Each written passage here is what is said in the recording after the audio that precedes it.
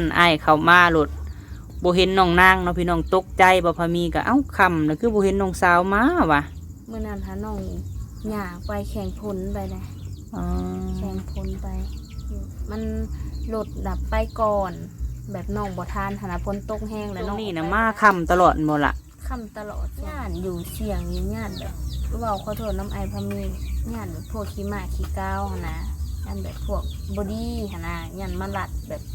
จี้บอปุ่นบออย่างเฮาก็บ่มีให้ปุ่นดอกแต่เฮาญาตินะแม่นเฮาเป็นผู้หญิงโตคนเดียวย่างวับไปตอนเช้า4 โมง5 โมงยังบ่แจ้งก็พยายามแบบเอาชนะความญาติของตัวเองนะพยายามแบบนั้นคันว่าเขาวิดวางนี้ไปแล้วก็แล้วนะคือในใจได้ผู้เดียวโดยเขาอยากวิดวางนี้แล้วก็แล้วผัดขี้ในใจผัดยานดีแบบนั้นว่าเจ้าก็ไปฮะบางทีเขาก็เอามีอิโต้ใส่นี่แล้วบัดนี้คันย่างก็หยิบออกมาอย่ามาเด้อขอบ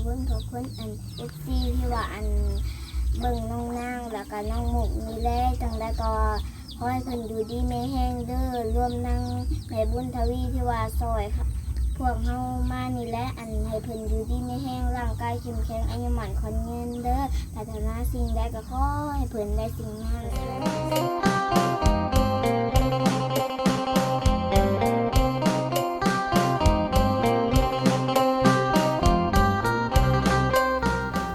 สบายดีพ่อแม่พี่น้องสุขุสุคนเด้อพี่น้องเอ้ยเนาะสุหมองสุบอน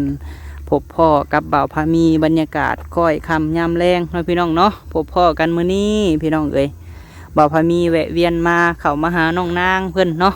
หลายมื้อแล้วแหละพี่น้องเอ้ยบ่ได้เข้ามาตั้งแต่ฝนบ่ทันตกพี่น้องเอ้ยเข้ามาวันนี้ใบไม้เขียวงามเนาะพบพ่อกันมื้อนี้พี่น้องเอ้ยเขามาหาน้องเพิ่นคือเก่าเนาะมี FC หลายท่านว่าเป็นแนวได้บอกพามีเพิ่นว่าน้องนางเพิ่นไปเฮ็ดเวียกเฮ็ดงานขายผักขายหญ้าคือเก่าบ่เพิ่นว่าเนาะเพราะว่าน้องเพิ่นคือสิยังบ่มาพี่น้องเอ้ยมีช่วยม้อยอยู่เนาะเบิ่งสวนบ้านสวนของน้องนางเพิ่นคักพี่น้องเอ้ยมีช่วยม้อยอยู่มาอยู่บ่มื้อนี้เนาะมามื้อนั้นบ่พอว่าจนค่ำจนมืดนะเขามาหาเพิ่นคือเก้าพี่น้องเอ้ยมาช่วง4 โมงกว่าแล้วตอนนี้เนาะ5 โมงยังเลยพี่น้องยังเว้นอยู่เนาะโอ้สบายดีเด้อโดยยังบ่เห็นน้องนางมาเนาะยังบ่เห็นมา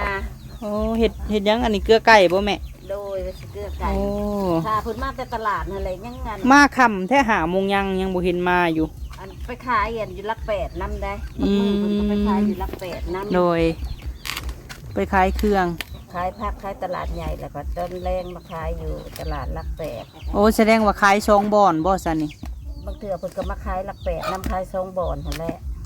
ขายทั้งเช้าทั้งแรงอยู่เฮ็ด2 บ่อนเพราะว่ามีตลาดใหญ่สิขายตอนเช้าประมาณฮอด3 โมง2 โมงเนาะแล้วก็มาขายอยู่นี่อีกพี่น้องเอ้ยยังแต่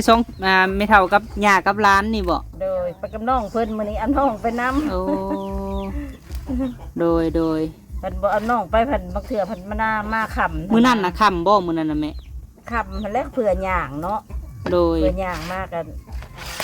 แต่สิบ่ค่ำปานใดดอกมันอันน่ะลงโหลดน่ะเพิ่นย่างบนย่างมานี่แหละกระบาดเนาะเผื่อสิมาเอาอันน้องไปนำผู้นี้ได้สาบ่ไปน้ำเอื้อยบ่ลูกเจ้าน่ะบ่เลือก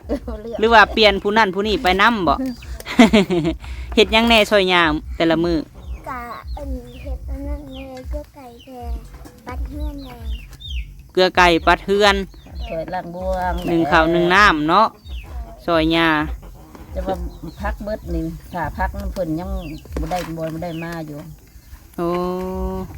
เอาพักมาพร้อมบ่พักมาพร้อมโดยมาคำเลยจะเกลือเพิ่นก่อนปกติหาแต่ละมื้อน่ะจักโมงเพิ่นมาฮอดน่ะแม่บางมื้อก็ค่ำบางมื้อก็เว้นก็บ่เว้นเพิ่นได้แล้วนี่ก็ยังบ่เห็นมาอยู่นี่โดยค่ำเลยบางมื้อก็เที่ยงบางมื้อก็ค่ำยิงตามว่าเลิกง่ายเลิกไวเนาะโดยเพิ่นได้ยังไปขายแต่ละมื้อนี่น้องนางฮะอัน คอยนี่เลยไปหาเห็ด หาเฮ็ด หาเห็ดเบิ่งหาเห็ดปวกคนบ่ได้เห็ดปวกก็ดีไผก็บ่ได้มันดงใหญ่แล้วมันบ่ออกเห็ดปวกแท้นี่ได้เห็ดทงได้ดอกทงน้อยหนึงเลยฝากเพิ่นไปขายพอได้ซื้อห้ำให้ไก่ แม่นสอบหนึงนี่แพงบ่แม่หำ โลหนึ่ง5,000ได้ โลหนึง5,000 10โลก็ 10โลก็50 50สอบหนึ่งประมาณจักโลฮอดบ่50โล พวกสอบหนึ่งมันแสนหนึ่งพุ่นได้ สอบละแสน 20โลนี่ประมาณ20โลนี่แหละ โอ้ มันก็ตกอยู่แสนหนึ่งสอบละแสน ปล่อยเนาะโดย โอ้มาบัดนี้พี่น้องเอ้ยเทเบิดแล้วอันนี้เนาะอู้เอ้ามายามใดนี่เปลี่ยนแปลงไปตลอด เบิ่งฟาร์มไก่น้องนางเพื่อนโอ้โถไก่ตีก็มีอันนี้เนาะ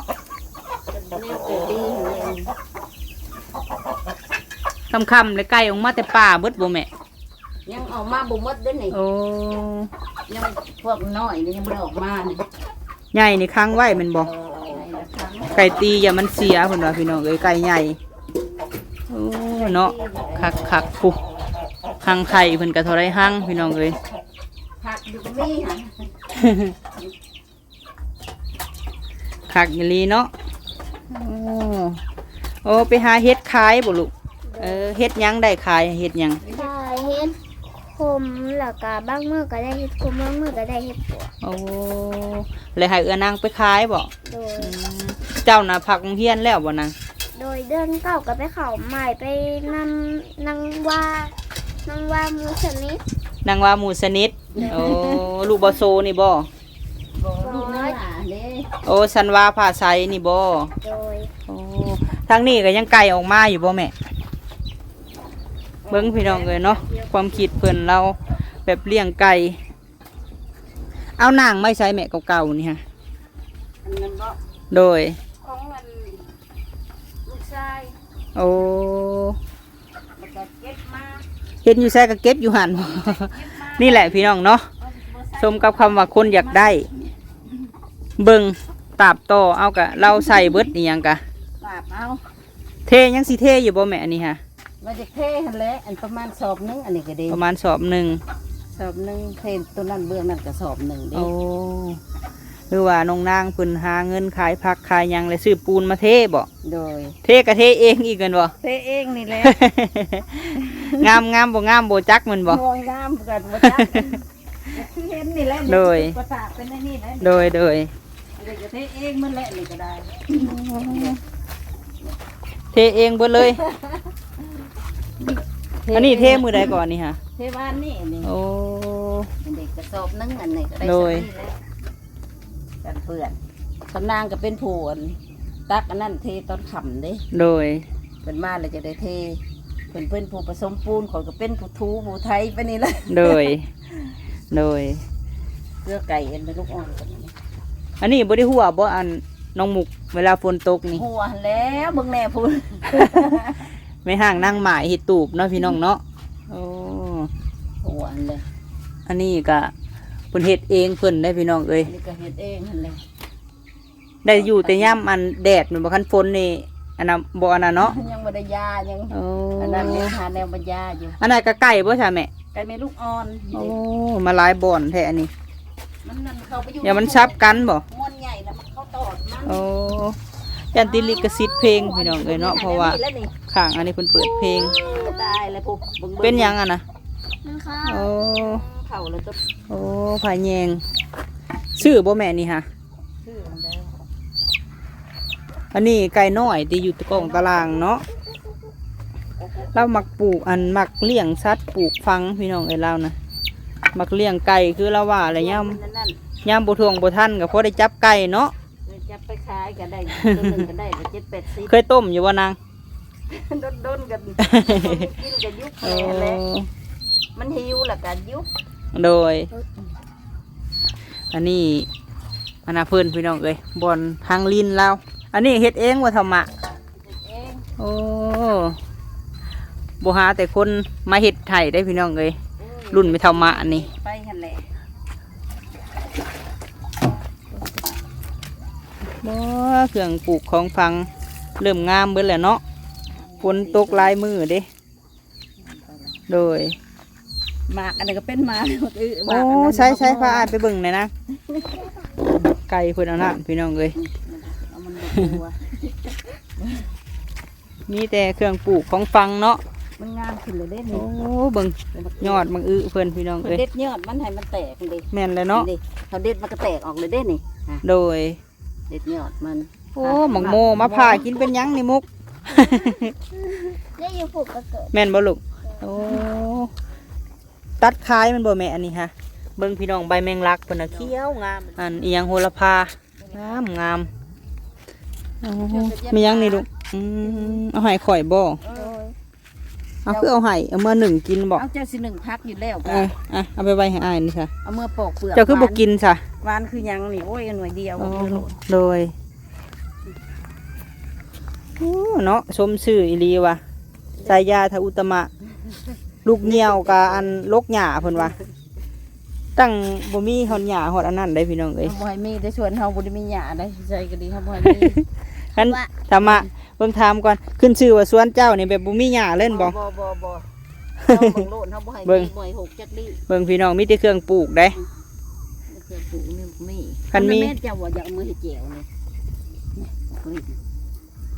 คือบ่ไว้กิน เขามีนางเขาเอามาเป็นตลาด อืมสดเนาะผักสดบ่มีฮอดอันนั้นบ่มีฮอดอัน มันบางหันเด้มันตายบาง มันฮ้อนแดดเนาะแม่เนาะ ฮ้อนแดดนะ โดย มันพ้นมันบ่มาบ่มี เขาก็เหยียบป่านนี้ เป็นยังไงฟ้อนมาเปิดตู้ เพื่อเขาเปิดตู้แล้วฟ้อนบาดนี้ เบิ้งพี่น้องเอ้ยมาถ่ายให้พี่ให้น้องเบิ้งโอ้มาแล้วบาดนี้ มาเลย โดยสบายดี โอ้คำก็ดีพอดีขาพักฮักกับใบพักฮักกับมา โดย เกลือและไก่ก็ดี โอ้อีหยังฮะล่ะ ไม่ค่ะค่ะ ผักกาด เลยเอามาให้ไก่แม่มา โอ้ มันมีใบอ่อนกับชี โดย ไว้ลวก คิดว่าสิบ่พ่อเลยนะเนาะ โดยรถคนอันนั้นค่ะเบิ่งรถผ้ากระหลำเขาคนให้อยู่น้ โอ้ ำแต่เอาลงมาตลาดแรงนี่ โดย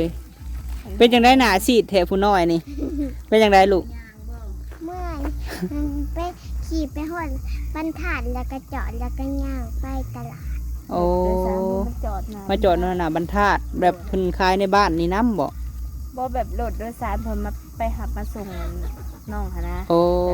รถเป็นรถประจำเลยนะ โดย น้อง โดย ลงน้ คือว่าเลยเนาะแบบไผไปตลาดอีหยังก็แบบผ่านไปพ่นซิมอีหยังแน่เนาะ ำโดย โดย ไปซะเนาะไปเช้าเมื่อยก่อน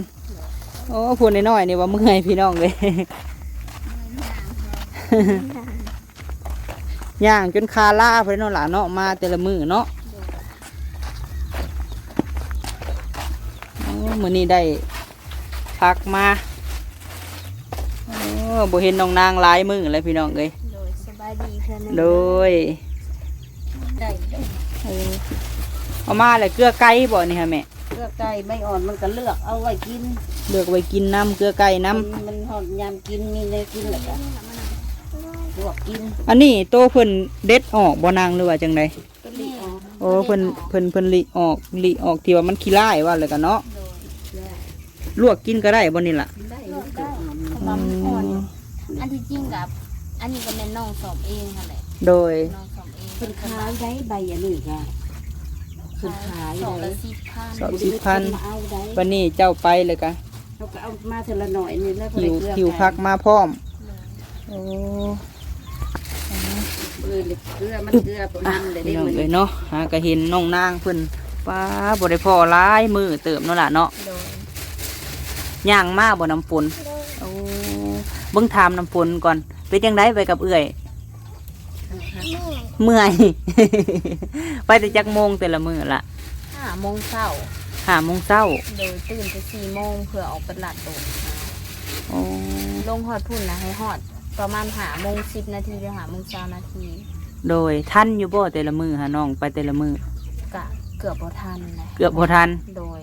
มันยากเนี่ยมันเศร้าเนี่ยก็ย่านแบบว่าเฮาอยากไปเฮาก็ย่านหั่นนะ โดย มันแบบเฮาก็อยากให้มันแจ้งๆหน้อยนึงเพิ่นย่างออกไปแต่พอเห็นหนทางอีหยังหั่นนะ โดย เฮาย่างออกไปเนี่ยมันมืดๆแล้วก็ย่านแล้วรถก็ยังบ่มานะ แบบไปแต่ละมื้อนี่ต้องได้ถ่ารถแม่นบ่ โดย เพราะว่าคันสิออกไปไวก่อนผัดไปฮอดก่อนรถเนาะบางเทื่อผัด อันนี้มันเศร้าโพดเนาะ โดยเช้าโพดก็เสียเวลาถ่ายประมาณ10หรือ15นาที โดย นะก็เผื่อเฮาย่างออกไปก็ตื่นให้มันพอดีเป๊ะๆหั่นแหละ โอ้ พยายามตื่นให้มันทัน โดยวันนี้เปลี่ยนกันไปบางเทื่อน้องมุกไปบางเทื่อน้องฝนไปบ่ล่ะ โดย โอ้คันน้องมุกนี่สิอันย่างไวกว่าน้ำฝนอยู่อ้ายว่าเนาะ แล่นจิ้วกันแหละ เล่นจิ้วรถบ่ เออเจ้าน่ะเฮ็ดเวียกหยังลูกแต่ละมื้อเฮ็ดซอยเอื้อยบ่หรือว่าจังได เก็บผักไปกินเก็บผักไปทิ่มแบบเพิ่นซ่อมแล้วไปทิ่มบ่ โดยโตมันเละกว่านี้หั่นนะมันคลายบ่ได้เลยให้เก็บกวาดไปทิ้ง โดย ไปถิ่มอยู่ มันมีวางถิ่มดอกบอลหนึ่ง ตอนนี้ก็6 โมงเนาะพี่น้องเนาะ6 โมงก็ยังเว้นอยู่ในบ้านเฮา โดย 5 โมง57เนาะ6 โมงยัง โดย มาค่ำแบบสิแต่ละมื้อบ่ล่ะ ทุกมื้อเลยเดี๋ยวนี้เด็กเขาทุกมื้อเพราะว่ามันต้องได้ลงตลาดแรงนะเพิ่นอีกนะ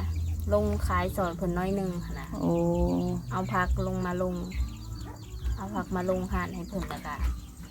ขายน้ำเพิ่นน้อยหนึ่งเพิ่นก็ฮอนโมงเพิ่นก็ให้มา โดยแสดงว่าตอนเช้านะขายผักอยู่ตลาดอีกบนหนึง โดย ตัวแรกมาขายหลัก8ใกล้ๆนี่ โดย โอ้ ตอนเช้าขายตลาดใหญ่สิงคโปร์ฮอนี้ โดย แต่ตอนแรกก็ลงมาตลาดหลักแปดนี้ โดย มี2 บ่อน 2 ห้าง บัตรค่าเหือค่าแห้งได้สละแบบใดเพิ่นใหายแต่ละมือนี่ เดี๋ยวนี้เพิ่นขึ้นให้วัน80แล้ว วันหนึ่ง80 โดยเพิ่นเพิ่มให้10,000หั่นนะเห็นเฮ็ดเวียกเป็นแหน่ โดย ขายเป็นแหน่เฮ็ดหยังก็ได้ซอยเพิ่นหลายเติบหั้นนะ บัดนี้หับจ้างมือหนึ่ง80,000แหละหักค่ารถออก 20,000 ยังเหลือ60 60เนาะ โดยก็เก็บเมียนก็ไว้ซื้อของกินหั่นแหละมื้อใดได้พักได้หยามากก็บ่ได้ซื้อหั่นนะของกิน โดย พอได้กินแบบ มื้อนี้คือบ่ได้ซื้อของกินบ่ล่ะมื้อนี้ บ่ได้ซื้อมันเก็บเงินเนี่ย โดย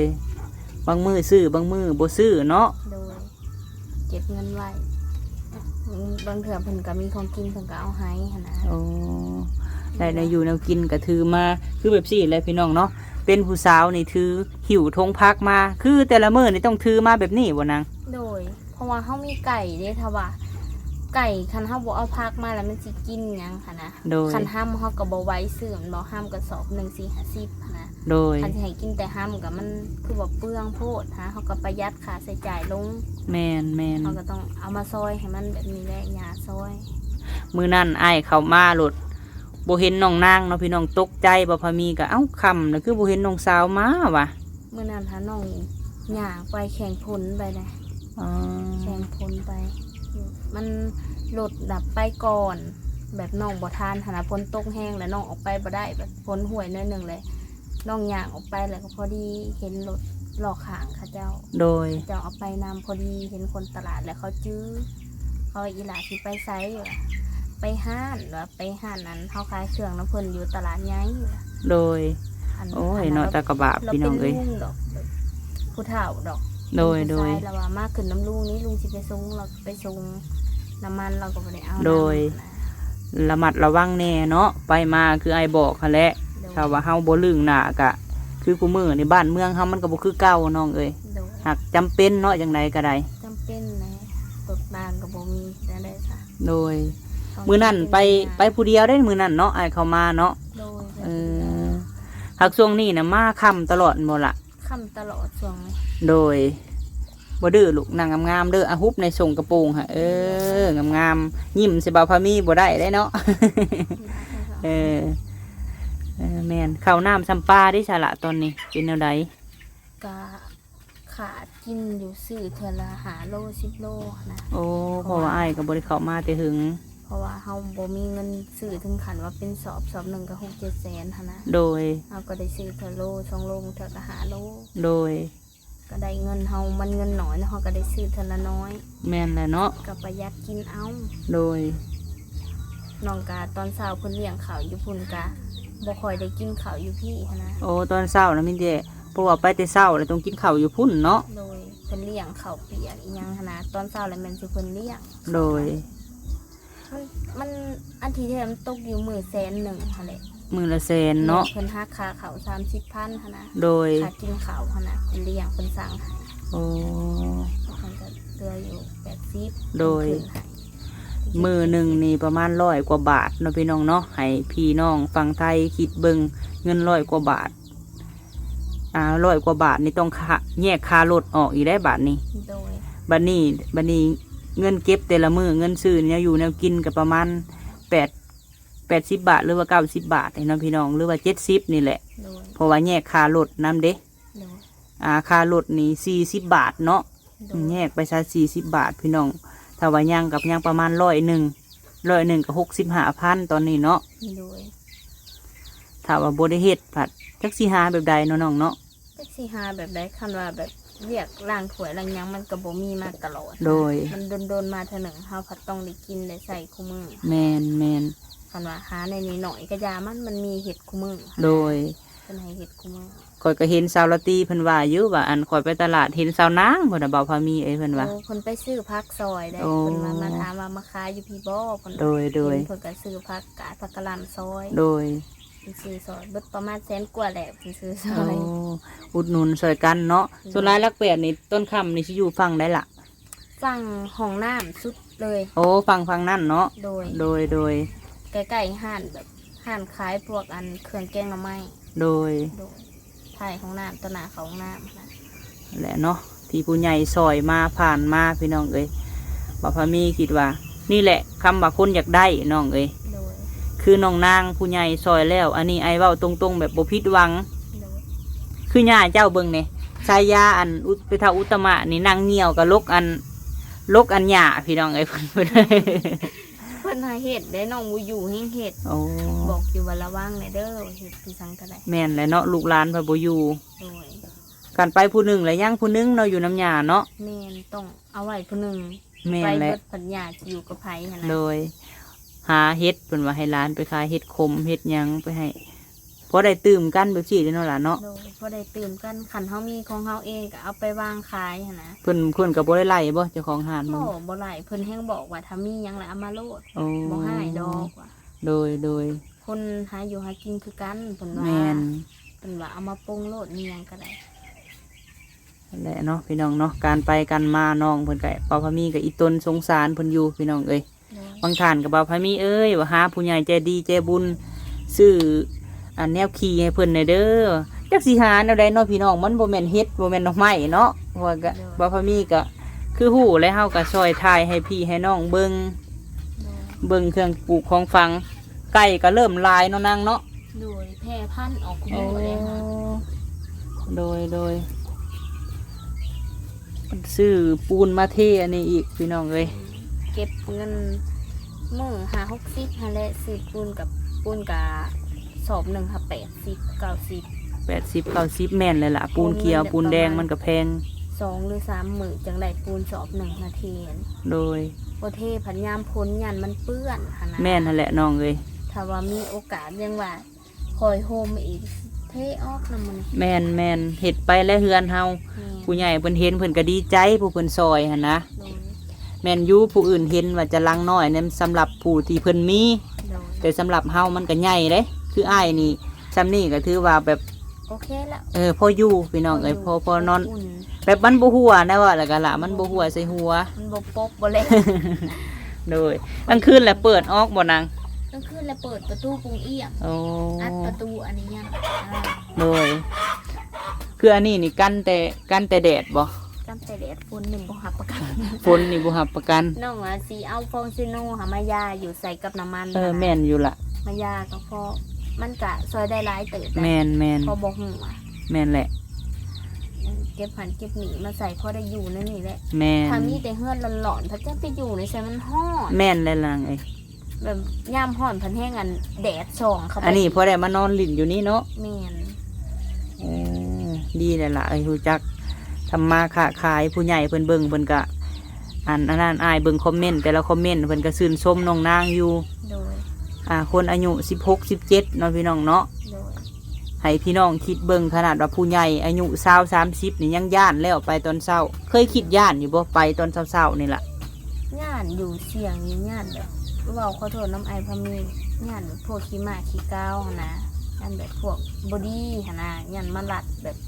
จี้บอปุ่นบออหย่างเฮาก็บ่มีให้ปุ่นดอกแต่เฮาย่านหั่นนะ แม่น เฮาเป็นผู้หญิงโตคนเดียว